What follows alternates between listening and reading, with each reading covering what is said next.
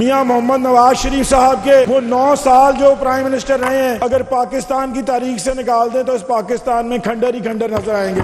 कोई तरक्की नहीं नजर आएगी, कोई खुशहाली नहीं नजर आएगी, कोई आपको चीज यहाँ नहीं नजर आएगी।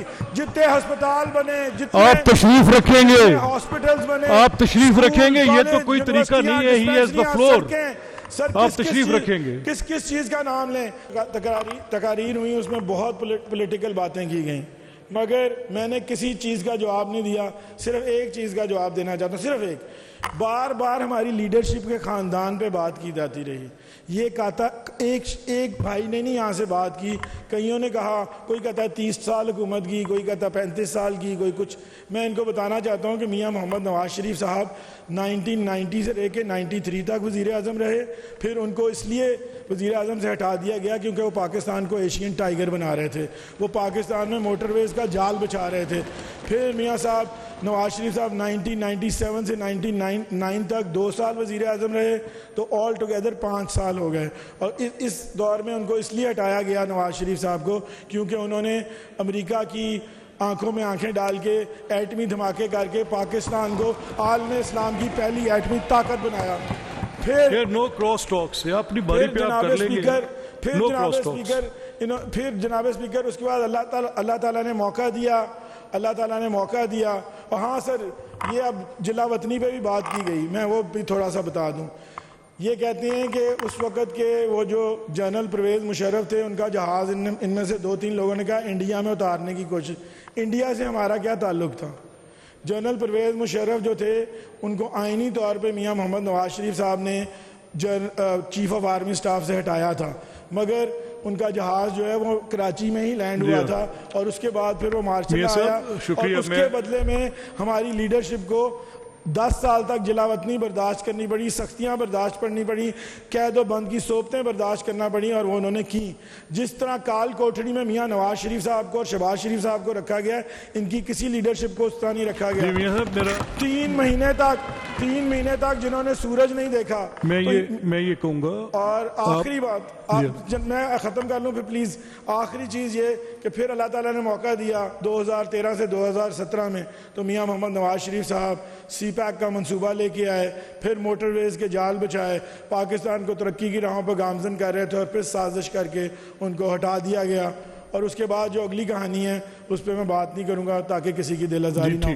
हम अपना बताएंगे। मेरा इनको चैलेंज है, ये सारे बैठे हैं, चैलेंज सर इनको ओपन।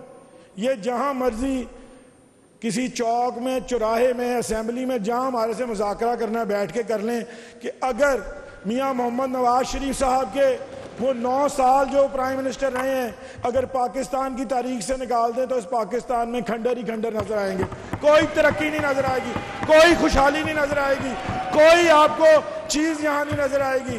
जितने अस्पताल बने, जितने आप तशरीफ रखेंगे, हॉस्पिटल्स बने, आप तशरीफ रखेंगे, ये तो कोई तरीका नहीं है। He has the floor. Sir आप तशरीफ रखेंगे। किस किस चीज का नाम लें? तो सर मैं इनको कहता हूँ, ये जहां मर्जी हमारे से मुज़ाकरा कर लें, बैठ जाएं, और ये भी बताएं ना, अल्लाह ताला आज 13 साल हो गए KPK में, दिवालिया निकल गया KPK, 400 अरब का डेफिसिट बजट दिया है, हमने 910 का सरप्लस दिया। सर फेडरल गवर्नमेंट में आए तो उस पर मैं नहीं बात करता क्योंकि मेरी आज आपसे कमिटमेंट है कि मैं सियासी नहीं करूंगा, मगर सर मेरी लीडरशिप को इतना कुछ यहाँ से कहा गया उनको। करप्शन पे बात की सर, इन्होंने करप्शन के इल्जामात लगाए। सर करप्शन में जब मियां नवाज शरीफ का दौर था तो पाकिस्तान 180 मुल्कों में 197वें नंबर पे था। इनके दौर में करप्शन में पाकिस्तान 140वें नंबर पे, हाईएस्ट एवर करप्ट गवर्नमेंट, जो उधर लिखा हुआ है, अगर ये खोल के पढ़ लें जाके। अच्छा चलिए ऐसे करते हैं मियां साहब, आज आपने बड़ा अच्छा किया। सियासी बातचीत चाहे जितनी मर्जी सख्त हो, आज आप बहुत अच्छे पैराए में बात कर रहे हैं, मैं आपका शुक्रिया भी अदा करता हूँ। बिलो द बेल्ट बात नहीं होनी चाहिए, हकाइक पे और नंबरों पे। अगर करप्शन का इल्ज़ाम लगे तो मुआवजे पे बात करनी चाहिए। आपने जो अपना किया उसका बताएं, अगर उनके पास कुछ बताने को है वो अपना बताएं, बिल्कुल जी। लेकिन किसी की बिलो द बेल्ट। देखिए मैं एक बात बता दूं, मैं एब्सोल्युटली आप हम कोलीग्स हैं आपस में। कल का एक बड़ा अनटूवर्ड इंसिडेंट है बिटवीन एहसन एंड अवैस। इसके अलावा भी जो बातें मैंने आज सुनी हैं, मैंने पहले नहीं सुनी थी। Please don't bring your leadership, their families into your debate unnecessarily and don't blame them for what you don't know. मेरी आपसे दरख्वास्त है कि बहुत इज्जत की जगह हैं ये जो लीडरशिप्स हैं, मे दैट बी मियाँ नवाज शरीफ साहब, पूरी कौम उनकी तरफ देखती है, may that B Asif Zardari साहब, may that B Imran Khan साहब, मे दैट बी मौलाना फजलुर रहमान। मेरी आपसे दरख्वास्त है आप अपने लीडरशिप के अच्छे कामों का जिक्र करें, हर्जा सराई ना करें, मेरी दरख्वास्त है। मैंने आज तंग आके लफ्ज़ हर्जा सराई कहा है, वो मैंने उस दिन की बातें सुनने के बाद कहा है। ये तय हो चुका है business advisory and etiquettes committee में, कोई किसी के ऊपर गलत नारे नहीं लगाएगा। आपकी कमेटी ने तय किया था कि अगर कोई ऐसा करेगा तो उसको कमेटी को इख्तियार होगा। मैंने अपना इख्तियार है स्पीकर वो छोड़ा हुआ है, रिलिंक्विश किया हुआ है कि कमेटी फैसला करेगी। मेरी आपसे दरख्वास्त है कि एक दूसरों की इज्जतों का एहतराम करें। हम सब सांझी इज्जत के मालिक हैं, सियासत करें, उसके अंदर ये प्रागंदगी नहीं आनी चाहिए, मेरी दरख्वास्त।